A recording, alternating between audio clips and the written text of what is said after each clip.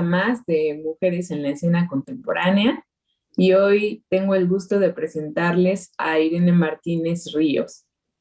¿Cómo estás, Irene? Muy bien, muy contenta de compartir con ustedes. Qué bueno, Irene.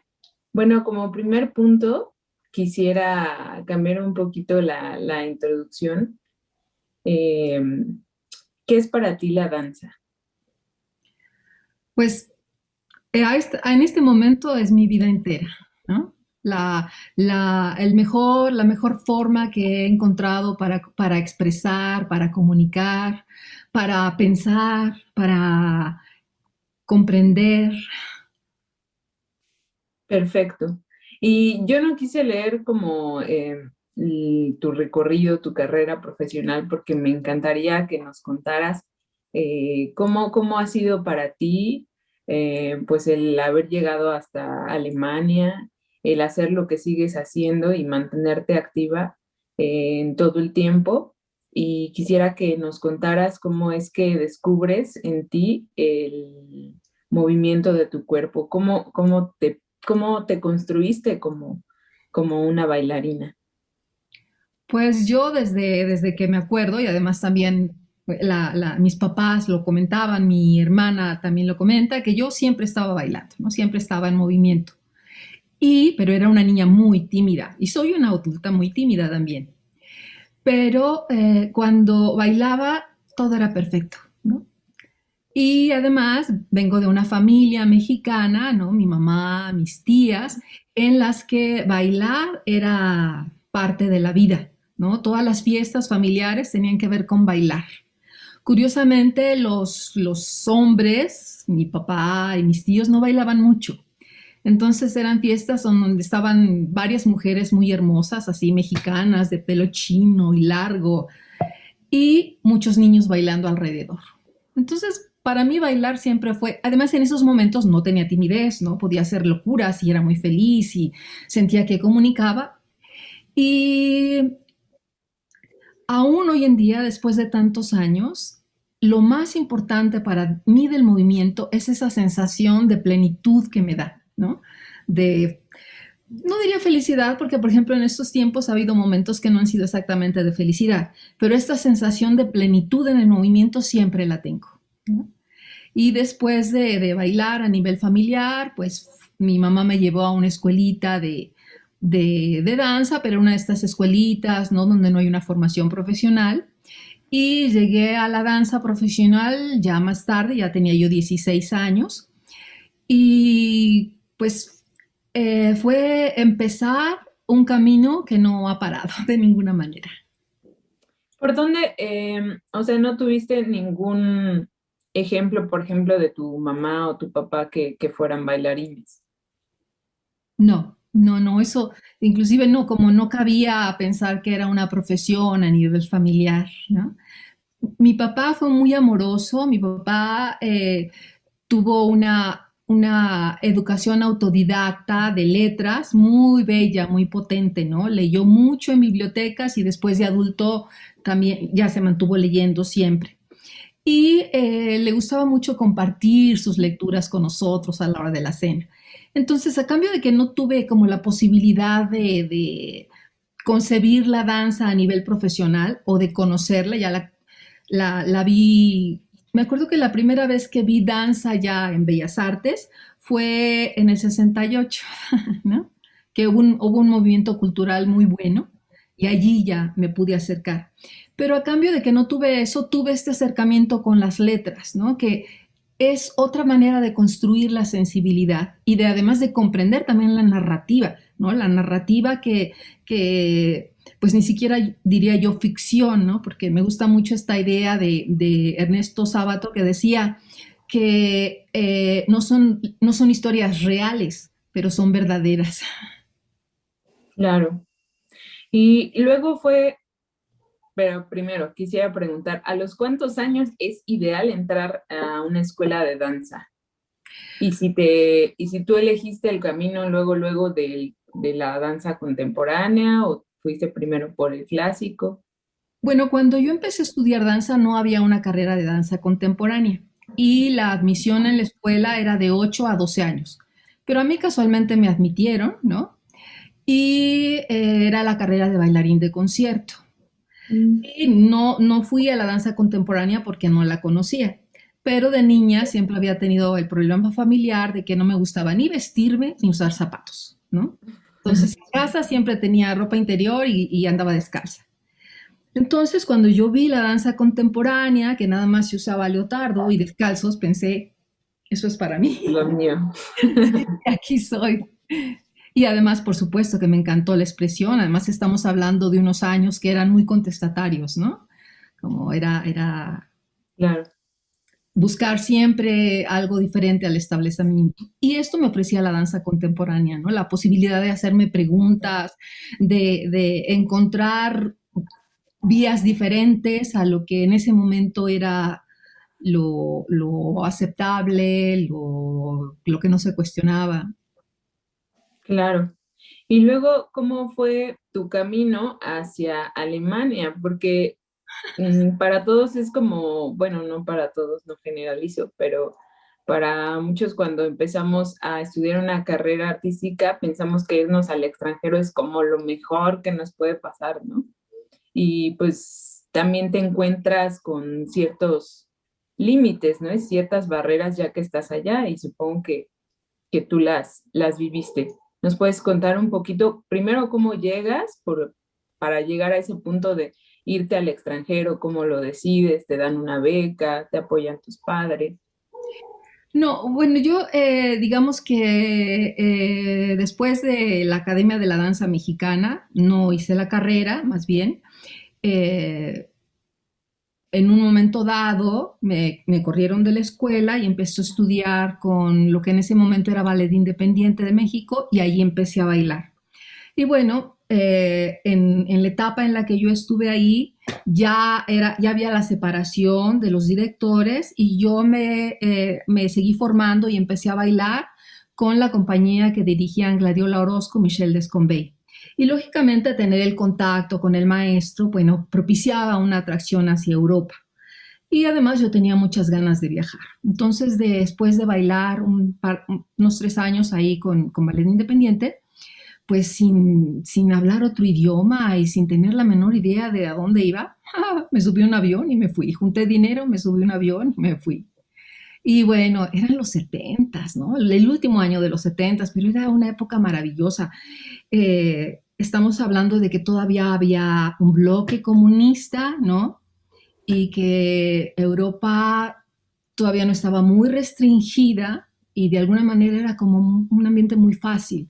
Para mí, mexicana, que aún en esos años en la República Mexicana era difícil que una joven viajara sola, ¿no? Entonces de repente para mí ahí subirme a un tren y ir de arriba abajo, además había unos boletos maravillosos con los que podías viajar por todos los países por un precio X en determinadas temporadas, ¿no? Y además hasta determinada edad. Entonces, bueno, primero estuve viajando un poco al azar, por supuesto, viajando mucho de aventón, durmiendo en estaciones de tren o en los mismos trenes. A veces me subía a un tren para dormir, ¿no? Me iba a otra ciudad para tener donde pasar la noche. Y en esas estaba cuando fui a Colonia a lo que era un curso de verano muy famoso, que era la Academia Internacional de Danza de Colonia. Y allí, aparte de que tomé clases con maestros maravillosos, fueron maestros, estas clases me marcaron profundamente hasta hoy en día, ¿no? Me han dejado marcas. Y vi por primera vez un trabajo de Pina Bausch. Y realmente fue así un sacudidón, me cambió la vida, me impresionó mucho. Es un trabajo justamente, está, bueno, se llama Con la banda de Barba Azul o escuchando la banda de Barba Azul. Y es un trabajo que además ahorita está recién repuesto, que pues hablaba mucho sobre las mujeres, ¿no? Sobre la represión a las mujeres. Y esto me impactó. Además también fue un descubrimiento ver que la danza podía caminar por rumbos muy cercanos a las entrañas, al corazón. Y desde ese momento siempre tuve como una atracción muy fuerte hacia el trabajo de Pina. Y después fui a Múnich, bailé ahí en una compañía y después, bueno, pasaron muchas cosas en la vida y regresé a México. Una de las cosas que más me llamó la atención era que el trabajo de Pina era absolutamente universal, pero era absolutamente alemán también, o fuertemente alemán, en lo que yo ¿Por, veía de por alemán. qué es alemán? Eh,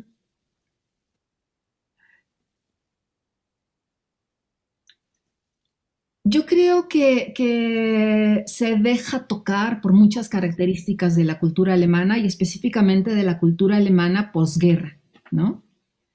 Esta preocupación muy grande por la soledad, ¿no? Que caracteriza esa etapa, ¿no? Estar siempre hurgando en la soledad, la dificultad de las relaciones humanas, que en esos años pues no era tan fuerte entre nosotros, ¿no? Los vínculos se daban con mucha más facilidad. Y por otra parte, el uso de elementos, las estructuras, todo era como muy cercano a esa cultura a la que yo me estaba enfrentando. Pero además era tan universal que yo me sentía involucrada, ¿no? O sea, había momentos en la danza que yo decía, pero ¿cómo sabe? O sea, ¿me fui a espiar o qué? Porque yo sentía que estaba hablando de mí y lo he platicado con otras mujeres y muchas veces hay esa sensación, está hablando de mí, eso me pasó, ¿no? Claro. Y entonces, pues, me empecé a preguntar, bueno, ¿y qué, cómo tendría que ser la danza en México, ¿no? O sea, ¿cómo sería una danza que sea universal, pero que sea cercana, que se ancle profundamente en lo que somos? Y bueno, de estas preguntas nace además una de las características que han sido importantes en mi danza, que es el trabajo con los compositores. Porque cuando yo empecé a hacer coreografía, pues no encontraba mucha música que fuera cercana a la danza, pero que fuera de compositores mexicanos, ¿no? Para mi primera obra fui a lo que era en ese tiempo el CENIDIM, que no estaba, o sea, no existía el Centro Nacional de las Artes, y le expliqué a la persona que me atendió qué era lo que estaba yo buscando, y luego nos sentamos muchas horas juntos a escuchar música. Era Arturo Márquez. Y después de un rato de estar platicando, me dijo, ya sé lo que necesitas. Y fue a buscar algo y regresó y era una música virreinal mexicana. Y con eso trabajé esa danza. Y luego, años más tarde, trabajamos juntos varias piezas, ¿no? Y hasta hoy en día siempre he buscado como propiciar esta música mexicana para danza, porque bueno, Pina empezó trabajando con Wagner, ¿no? O sea, su música. Después lo ha ampliado y a partir de cierto momento era la música del mundo también. Hizo piezas en las que había danzón, ¿no? En la que había, no me acuerdo si música de Agustín Lara, pero trabajó con música del mundo entero, pero digamos, el surgimiento de Pina fue con su música alemana, ¿no?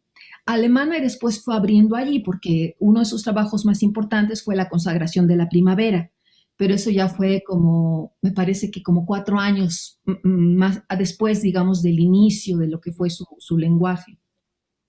Ok.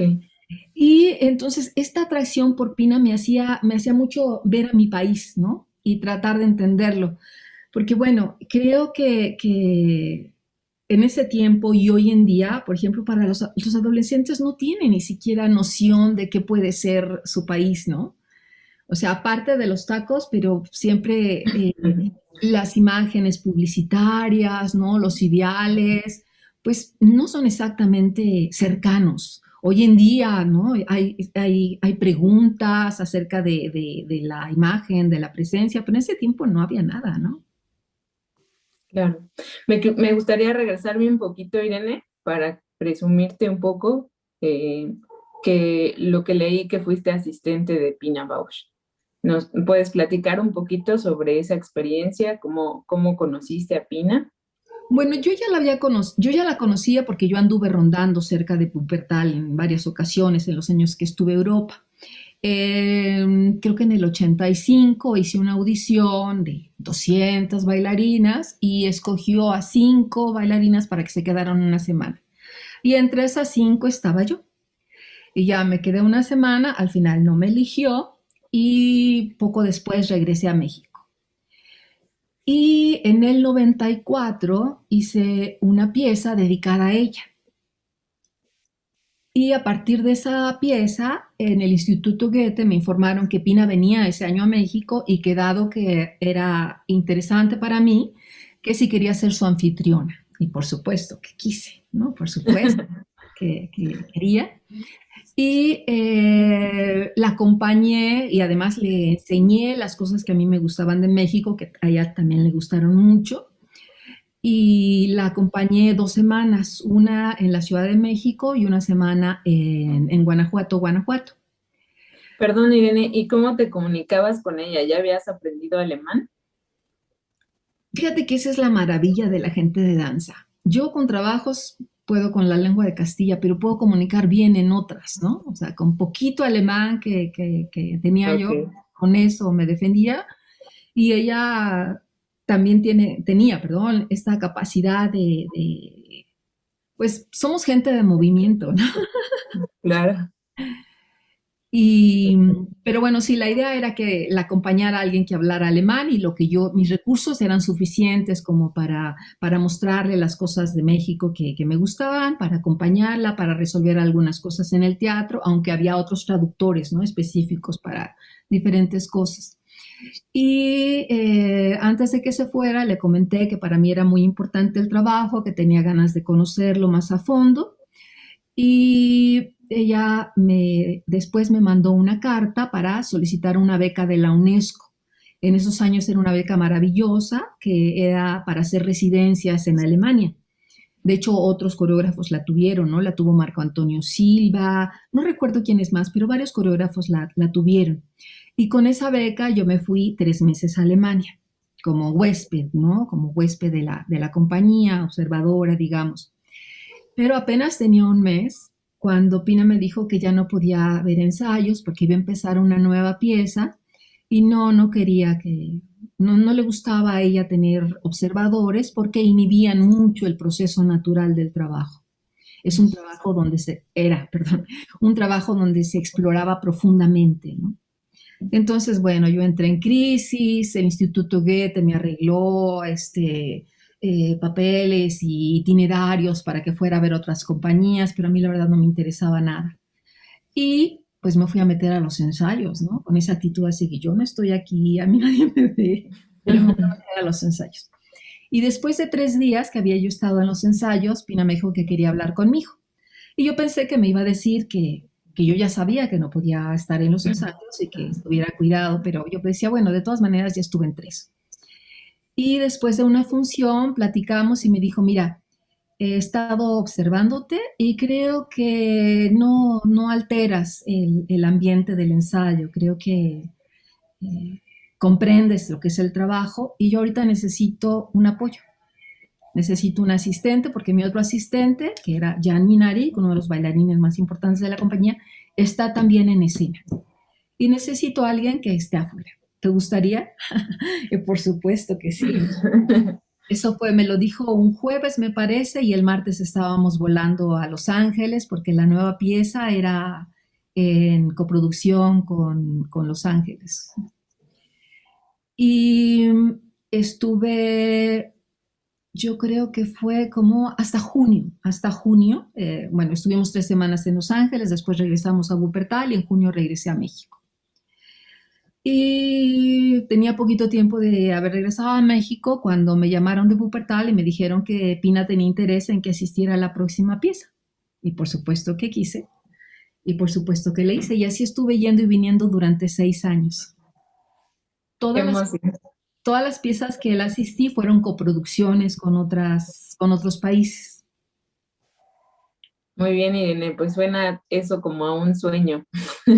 Sí, sí, fue un sueño y una responsabilidad, ¿no? Porque también una vez más, entre más conocí el trabajo y más viajaba, era como más fuerte voltear a mirar mi país, ¿no?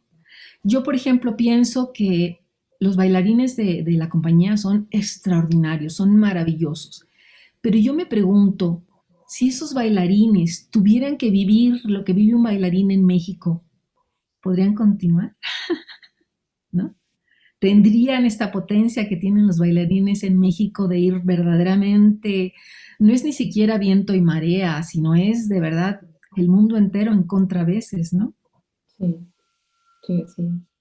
¿Y qué puestas después de esa como acomodo o como, lo siento yo como que hiciste hacer un nacionalismo en la danza o por decirlo así, o estoy Pues como, no diría nacionalismo, ¿sabes? Porque tampoco creo mucho así en el concepto nacional. Pero sí creo, por ejemplo, como en la alimentación también, que lo que está en tu entorno, eso es lo mejor, ¿no? Y sobre todo poner la mirada en donde no la hemos puesto todavía. ok, Por ejemplo, a partir de que se inició la violencia en México, he estado muy enfocada en el trabajo para niños, ¿no?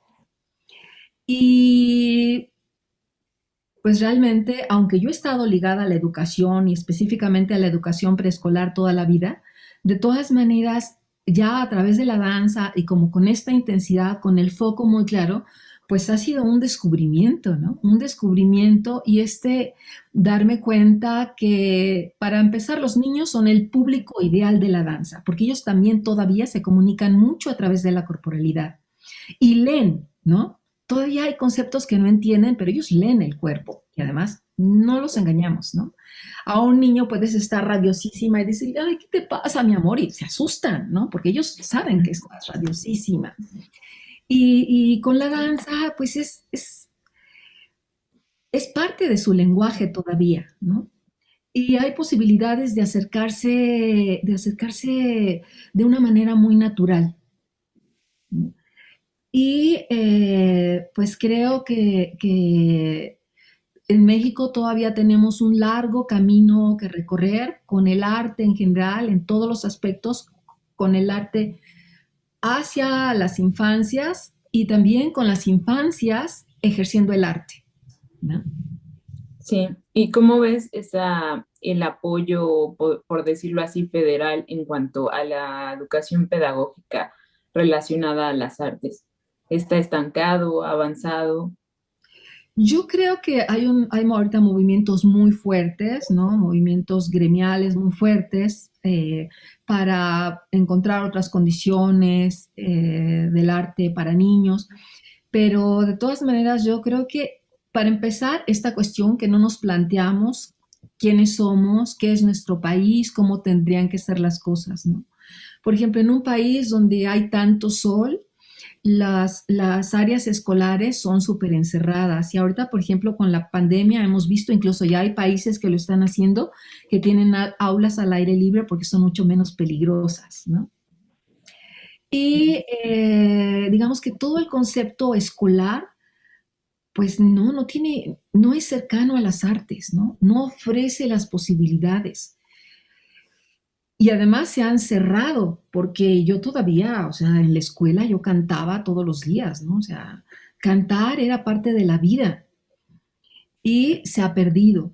En la educación de los maestros ya no hay una seriedad con el canto, pues, ¿no? Por ejemplo, ya no tienen clase de canto y de baile, pues mucho menos, ¿no? De movimiento para nada.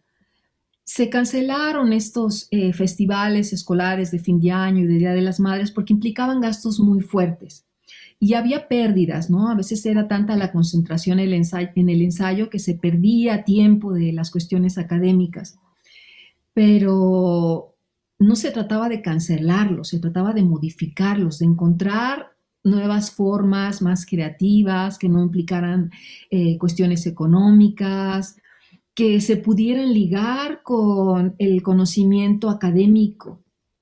que se puede ligar absolutamente, ¿no? Claro. La coordinación en el cuerpo, entender la coordinación en el cuerpo estimula la memoria, facilita los procesos intelectuales, en fin, yo pienso que hay muchas maneras de enlazar que no se han dado, no se han dado todavía orgánicamente. Claro, y pues cometer el error de decir que están perdiendo el tiempo, ¿no? Al contrario, o sea, para nada. Y eso me hizo recordar, cuando yo iba en la primaria, que estaba en el coro y me acuerdo mucho de eso. Para mí la felicidad entera era ir al coro, ¿no? Pero de repente nos sacaban a media ensayo y decían, no, ya es que ya estuvieron mucho tiempo y tienen que seguir con sus materias, ¿no? Y yo decía, qué aburrido. Pero sí, como dices, yo creo que vamos un poco para atrás, ¿no? En cuanto a la relación de las artes pues con la educación preescolar o pedagógica de los niños. Y, por ejemplo, con la música, pues es casi peor, ¿no? Porque, por ejemplo, todos los lunes cantan el himno nacional y yo a veces oigo unos himnos nacional que me desmayo, ¿eh? O sea, no puedo creer que crean que eso es el himno nacional. Y la música son segmentos matemáticos. O sea, que cantar todos los lunes una alteración de una cosa es lo mismo que estar en clases y decirle a los niños, 2 más 2 son 26, ¿no? O sea, es alterar una lógica. Y yo estudié, paralelamente a la danza, estudié educación preescolar. Para empezar, el examen más difícil de la escuela era el examen musical, ¿no? Nos metían a un cuarto y ahí estábamos horas y horas escuchando sonidos diferentes y diciendo cuáles son iguales, cuáles son diferentes, ¿no? Me acuerdo que yo salí de ahí con mucho dolor de cabeza, pero había un cuidado en que las maestras por lo menos escucharan un poquito, ¿no? O por lo menos se quedaban las que más escuchaban. Y luego todos los años tuve clase de música, una clase muy bonita que se llamaba Cantos y Juegos, ¿no? Que eran estos cantos infantiles, pero había atención, ¿no? Era además una clase que tenía una calificación, pero yo estudié una normal que, no, que era educación media superior y después ya se hizo la educación superior. Pero con la educación superior, en lugar de que estas materias llevaran a un grado como el nombre superior, ¿no? Que las materias artísticas fueran más especializadas y más puntuales, con un conocimiento más amplio, las quitaron. Y esto ha dado unos resultados, ¿no? Nefastos a todos los niveles. Perdón, la apagué porque hay muchos perros aquí ladrando.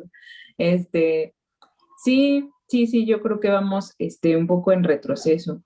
Pero cuéntanos un poco, Irene, de con qué otros compositores has trabajado y qué es lo que disfrutas más, bailar o ser coreógrafa. Fíjate que como que no le encuentro son nada más tareas diferentes, ¿no? Pero el impulso, el descubrimiento, el camino que se recorre es a nivel corporal, a nivel emocional, a nivel de observación del otro, a nivel de escucha, son muy cercanos. Y no diría que disfruto uno más que el otro. Eh, las dos tareas me encantan. Y por supuesto, la coreografía no es solamente una tarea artística, ¿no? Sino también tiene unas tareas de gestión que no son sencillas, ¿no? Que son rudas, que hay que aprender, que implican casi otro hemisferio, pues, ¿no? Y hay que tenerlo presente, pero me gusta tanto la coreografía que he aprendido a hacerlas y no podría decir me encantan, ay, qué bonito, pero como sé que necesito hacer eso para la otra parte, por ejemplo, a mí los procesos coreográficos, o sea, en un proceso soy la más feliz del mundo, ¿no? Y cuando trabajo con gente ver a la gente, a los bailarinas con sus pequeños descubrimientos, me encanta. Y una función, ay, es una maravilla. Y por ejemplo, en el trabajo para los niños, ver a los niños moverse, porque estamos haciendo mucha danza participativa, ¿no? O sea, ya no se queda unos del otro lado y nosotros acá, sino tratamos como de compartir, ¿no? Y eso ver a los niños moverse, ver a los niños involucrarse, verlos creérsela, ¿no? Me encanta. Y también como asumiendo que yo en lo personal pues soy muy lejana a las nuevas generaciones, pero también las bailarinas, aunque son jóvenes, son muy lejanas a los niños. Entonces, como buscando saber quiénes son los niños de ahora, para cada trabajo hacemos un proceso de entrevistas, ¿no? Y también las entrevistas, escuchar sus ideas, sus conclusiones, el que me enseñen y que me hagan descubrir cosas que yo no me había dado cuenta, también me encanta, ahí lo disfruto muchísimo. Eh, ¿Cómo, como la pregunta, cómo le enseñas a un niño digo, lo pongo en mi ejemplo, ahora como estas generaciones que dices que no empatamos, ahora me encuentro como que tienes que tener hacia ellos mucha virtualidad, o sea, ponerles ya cosas como en la pantalla, que estén moviéndole a la pantalla, que le aprieten aquí, que le coloren acá, pero en la pantalla, todo así virtual. ¿Cómo te acercas ahora con estos nuevos medios a los niños y que lo puedas conectar con la danza? Pues mira, el año pasado, cuando venía el Día del Niño, ¿no? Era la primera vez, porque además, como compañía que está haciendo mucho trabajo para niños, pues es nuestro momento, ¿no? Y este año, pues nos cancelaron funciones y no había nada, y bueno, pensábamos qué hacer a través de la pantalla. Y después, así como de ver posibilidades, transmitir no venía al caso, ¿no? O sea, transmitir era como esta cosa de ustedes allá y nosotros acá, y pues no se correspondía con nuestras búsquedas en la danza. Entonces empezamos a hacer algo que yo les llamé convivios, aunque formalmente serían tecnovivios, ¿no? En los que por Zoom había un intercambio de movimiento, sobre todo había un intercambio de movimiento. Y además era a través de canciones, porque la canción te permite no tener que contar, sino irte con una frase verbal, ¿no? Y a partir de la frase verbal, de las frases verbales, ir como llevando una secuencia de movimiento también. Y además, estas imágenes verbales le ayudan mucho a los niños a desatar la imaginación. Y empezamos con este trabajo. Al principio no entraban muchos niños, ¿no? Eran casi más adultos. Después del Día del Niño vimos que era una experiencia bella y le dimos continuidad. Y ahora estamos por estrenar casi un trabajo con el apoyo a proyectos para niños y jóvenes del FONCA. Y pues tuvimos que empezar a dar funciones también virtuales, ¿no? Y también no, nos lo pensamos en transmitir, pero no era el caso, ¿no? Y hemos hecho, le llamo yo, formato de participación telemática. Y pues es como buscar la manera, la construcción de la narrativa para que cuando los niños sean invitados a bailar, estén listos, ¿no? Y bueno, han sido experiencias maravillosas, hermosas, ver a niños y niñas a todo lo que dan, ¿no? Realmente involucrados en el movimiento. Y yo creo que es como buscar la narrativa, esta apuesta que esta de no estás tú de un lado y yo del otro, estamos juntos. Creo en lo que dices, sé que tienes algo único e irrepetible que decir y que es muy valioso. No importa si tienes 3 años, si tienes 5 años, y no importa si yo viví mucho. Tú tienes algo muy importante que ofrecer y vamos a hacer el espacio para que lo ofrezcas. Qué bonita eres, Irene. Me nace una admiración muy grande de tu ser sin conocerte mucho, todo Ay, lo que cuentas y muchas cómo gracias. lo hablas, es, pues, es como lo que uno como lo que uno sueña de un artista, ¿no? No todos los artistas tienen la misma visión, ¿no? Eso de irte a Alemania, pero siempre pensar en tu país, creo que es algo totalmente de un artista, ¿no? Hay quienes, por simple hecho del ego de decir, mira, estoy en Alemania y ya estoy con Pina Bausch, pues ya creen que eso es ser artista, pero creo que lo que tú haces y lo que estás haciendo todavía es, pues sí es el concepto de artista. Entonces, me da mucho gusto haberte conocido. eh, y pues, ¿dónde encontramos tu trabajo, Irene?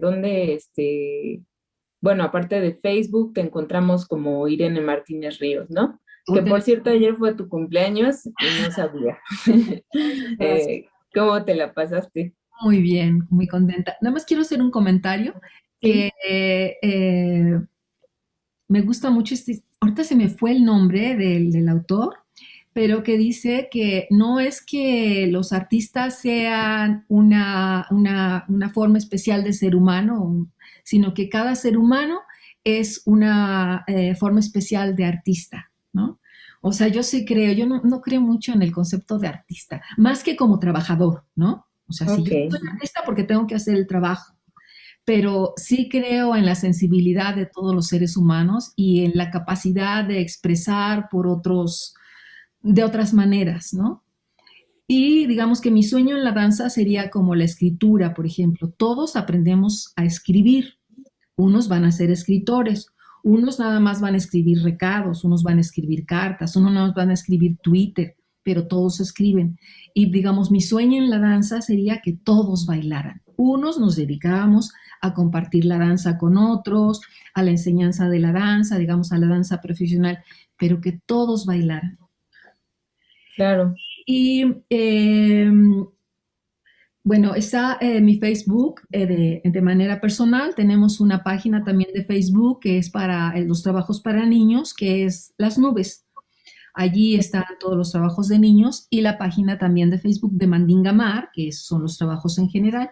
También Instagram de Mandinga Mar, Twitter también Mandinga Mar y además tenemos una página que ahorita está en reconstrucción que es Mandinga Mar. Ok, perfecto. ¿Y Eh, los compositores nada más, rápido? Oye, sí, sí. sí, No, pues, sí, sí. pues he trabajado con Arturo Márquez, con Gerardo Tamés, con Leica Mochan, este trabajo que Mm, estamos a punto de estrenar, Leica hizo también la parte de la música y está presente en escena. Y con Jesús Martínez Rodríguez, que también es un compositor que me encanta. Con todos los compositores he tenido experiencias muy bonitas. Y también muy al principio también bailamos con unas piezas que Gabriela Ortiz hizo especialmente para la danza.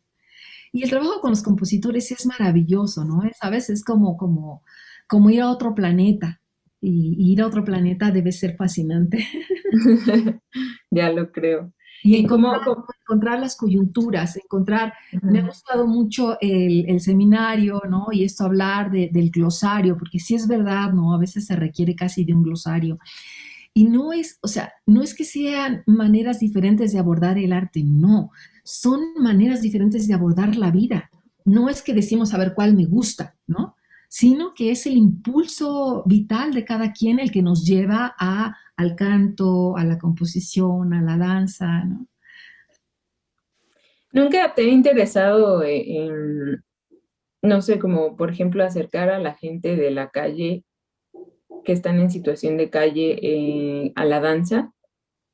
Bueno, como a nivel de enseñanza, no lo he hecho, pero justamente en Europa, ¿no? A finales de los 70, pues estaba muy de moda trabajar en la calle y no había ninguna restricción. Entonces, pues empecé a bailar en la calle y además se volvió mi modus vivendi.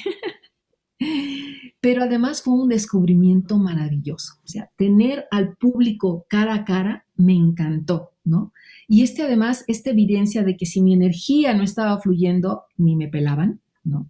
Fue muy impresionante. Y después, cuando vine a México, también me gustó mucho ejercerlo y he bailado mucho, mucho en la calle, así de pasar el sombrero y de tener al hijo en un cajoncito de madera, y también con proyectos, ¿no? Proyectos ya, proyectos especiales para la calle. Hemos bailado también en comunidades indígenas. La celebración de 30 años de Mandingamar lo hicimos en el Salón Los Ángeles. He explorado muchas formas de acercamiento a la danza con muchos tipos de público y que a la hora de la hora también es un solo público, ¿no? Seres humanos. Oye, Irene, en este caso de la danza, ¿piensas que hay más oportunidades para mujeres en el caso de la danza en específico? Pues no, yo creo que no, yo creo que justamente porque hay muchas más mujeres que nos dedicamos a la danza, yo creo que los hombres siguen teniendo muchas más oportunidades. Oye. ¿Y el mismo caso para Europa?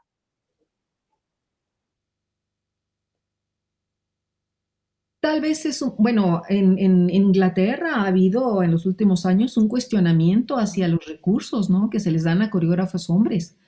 Y las mujeres dicen, ¿cuándo vamos a desarrollar si no hay recursos, ¿no? Se están dando a coreógrafos hombres. Yo creo que esta es una tarea que se tiene que abordar, no solamente de las oportunidades, sino ahorita también la pandemia ha puesto sobre la mesa la cuestión de los cuidados, ¿no? ¿Quién ejerce los cuidados? ¿Quién tiene esa tarea de cuidados? Y bueno, las mujeres los tenemos, ¿no? Y las tareas de cuidados, yo no diría que son una limitación para nada, también son un gran aprendizaje y también son una potencia humana, pero sí son una restricción de tiempo, ¿no? Claro. Entonces, ¿cómo esta cuestión de los cuidados y del tiempo se tiene que poner sobre la mesa? Seguimos venerando las teorías de personas, de hombres que no ejercieron las tareas de cuidados, ya ni siquiera las tareas de cuidados como las ejercía una mujer, sino no ejercieron las tareas elementales de hombres, ¿no?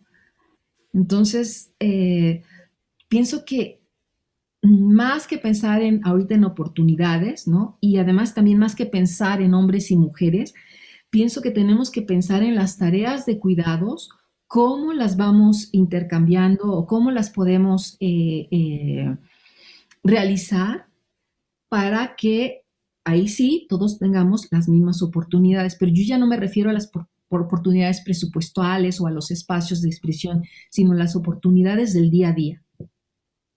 Sí, y creo que ahí el problema de fondo pues es, o sea, muy, muy, muy profundo, ¿no? Como desde la comunicación. Si no nos sabemos comunicar, pues nunca vamos a llegar a ningún acuerdo, ¿no? Y Claro. pues son pocas las parejas que tienen esa habilidad de la comunicación y poder llegar a un acuerdo, ¿no? Pero creo que la inmensa mayoría no tiene ese privilegio. No sabemos comunicarnos y creo que eso va ligado a la educación desde temprana edad, ¿no? Sí, porque digamos, por ejemplo, esta cuestión de los cuidados, aunque hace años que se está trabajando, pero no estaba al aire. Ahorita con la pandemia está al aire, ¿no? Estas mujeres que tienen ya no doble jornada, no triple jornada, sino, ¿no? Son maestras, mamás, cocineras, tienen que hacer el home office, ¿no? O sea, es desatado. Pero afortunadamente también los hombres se están preguntando por su masculinidad, ¿no? Sí, También los hombres tienen ganas de otras perspectivas. Entonces, yo pienso bueno, más bien no lo pienso yo, lo piensa un escritor que me gusta mucho, Rafael Argullol. Él dice que muchos renacimientos han venido después de pandemias, ¿no? O sea, que la pandemia te hace cuestionarte muchas cosas y que después puede haber una depresión muy fuerte o puede haber surgimiento de muchas cosas. Y yo creo que si tomamos bien la estafeta, eh, post pandemia puede haber como una se pueden encontrar maneras de una mejor repartición de los trabajos de cuidados, ¿no? Y además de poder navegar, digamos, entre los cuidados y el trabajo profesional de una manera que verdaderamente fluya y además que no se menosprecie, ¿no? Porque pues para las mujeres, una mujer que va a ser madre, pues ya no va a poder, pues ayer lo comentaban en el seminario, ¿no? Como la falta de fe, digamos, a una persona que va a entrar a una tarea de cuidados.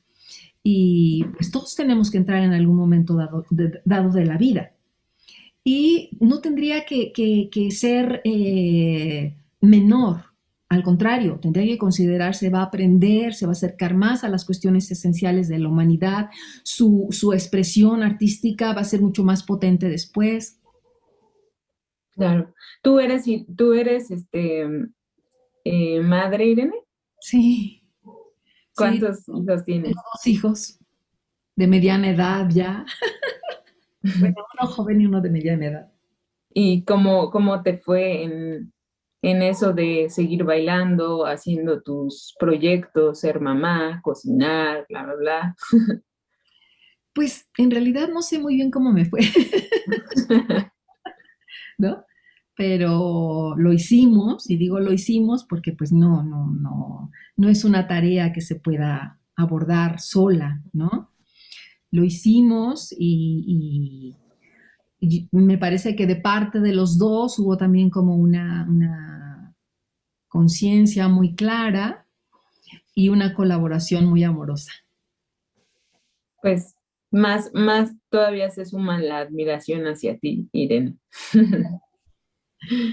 Pues me encantaría seguir conociendo de tu trabajo, seguir viéndolo. Me gustaría, eh, a mí siempre me ha gustado mucho la danza, pero nunca me veo ahí, ¿no? O sea, siempre me ha gustado bailar y justo en esta pandemia pensé en tomar clases, ¿no? Pero siempre en mí salía como la duda de, no, pues ya estoy vieja, mi peso no es el adecuado y supongo que no soy la única y por eso lo comento, porque pues ya nos dirás al respecto, ¿no? Porque siento que mi cuerpo me dice, baila, pero no lo hago. Otro pensamiento que me robé de Einstein, ¿no? Que dice que la ciencia no es sino un refinamiento de cómo pensamos todos los días. Y yo lo retomo y digo que la danza no es más que un refinamiento de cómo nos movemos todos los días, ¿no? Entonces, o sea, la danza es para todos, ¿eh? Absolutamente para todos. Bueno, debería ser. Y no se aprende a bailar, se recupera el movimiento, ¿no? ¿Y cómo les dirías a todos esos, porque seguramente quien nos vea, habrá muchos en mi situación, cómo podemos acercarnos a la danza en una edad ya que no es tan temprana, ¿no? Como por dónde le buscamos, eh, cómo nos movemos. Bueno, afortunadamente, por ejemplo, ahorita clases de Zoom, hay muchísimas clases de Zoom, ¿no? De diferentes formas, es cosa, hay espacios de promoción, ¿no? Páginas, por ejemplo, de comunidad, una que se llama Danza, donde hay mucha información, eh, las páginas del Colegio de Coreógrafos de México, eh, pero además bailar, el baile cotidiano, digamos, el baile de fiesta, el baile, es un recurso también maravilloso, ¿eh? Es algo delicioso y relaja tensiones, facilita la comunicación, nos acerca al ritmo, a la cadencia. Además de poderse acercar al movimiento como una forma de expresión, que esa forma de expresión la tenemos todos, ¿no? Nada más es cosa como de recuperarla. Y también la masa más noble que hay sobre la faz de la Tierra es el cuerpo humano, ¿eh? O sea, es una maleabilidad increíble, increíble. Nada más un poquitito como de trabajo y todo cede, todo se mueve. Pues es que todo se mueve. Todo el tiempo nos estamos moviendo. No hay ningún momento en el que no nos movamos, ¿no? Cuando dormimos, bueno, para empezar no nos dormimos y nos movemos mucho, pero aún los que se quedan quietos, pues están moviendo las entrañas, la sangre sigue fluyendo. O sea, el movimiento no para, ¿no? En nadie. Entonces, nada más es cuestión como de retomarlo. Hay muchas clases muy bellas, ¿no? De movimiento, pero además está este movimiento de reunión, pues, ¿no? Claro. Entonces, ¿nos podrías recomendar, aparte de esas dos páginas que nos dijiste, otras más o maestros? Tú estás dando clases, por ejemplo, si yo quisiera tomar clases, ¿tú me darías clases? Sí, sí, sí, yo doy clases, ¿no? Ahora pues ni modo doy clases por Zoom, que remedio nos queda, ¿no? Pero sí hago muchos talleres de movimiento para todas las personas, ¿no? Para todas las personas, porque todas las personas se pueden mover, ¿no? Acercándolas desde la danza creativa, desde el juego, ¿no? Maneras muy Perfecto. sencillas de moverse. Pues perfecto, ya sabemos hacia dónde movernos, hacia dónde irnos, conocemos un poquito más de Irene, que Gracias. yo no soy tan conocedora de bailarines ni de danza, pero cada vez me jala más ese lado, por algo pasan las cosas, ¿no? Y pues tenerte aquí en México, conocer a gente tan importante para nuestro país, pues creo que a todos nos ayuda a saber de ti. Y además, bueno, yo creo que ahorita el seminario es como un recurso muy importante para todos de intercambiar saberes, ¿no? De acercarnos, porque yo creo que es Mm, importante también para las artes en general y para poder llegar a un público más amplio y para poder incidir también en la educación, es que podamos tener estos intercambios de saberes, ¿no? A todos nos nutre acercarnos un poquito más a la música, a todos nos nutre redescubrir nuestros cuerpos. Yo pienso que, por ejemplo, teniendo el recurso de la voz y acercándote soltando el recurso de tu expresión en tu corporalidad, pues lo único que logramos es enriquecimiento. Y entre más recursos tenemos para acercarnos a las personas, pues más eficiente y más efectiva es nuestra comunicación artística. sí, sobre todo eso que dices, conjuntar lenguajes, Sí, conjuntar formas de expresión, sí. creo que nos alimenta en todos los aspectos. Y pues aprovecho para invitar a los que nos están viendo y no se inscribieron al seminario, que habrá otro próximo seminario, se repetirá, y pues apúntense porque está muy bueno. Está muy bueno. Y bueno, pues nos despedimos. Muchas gracias, Irene, por haber estado Muchas aquí. gracias a ustedes. Muchas gracias por ser Irene. Muchas Y gracias, Gaby. Encantada de conocerte. igualmente. Y Y fascinada con el seminario. sí, está súper genial. Entonces, inscríbanse. Y Sí. bueno, nos despedimos. Muchas gracias a todos. Hasta luego. Hasta luego.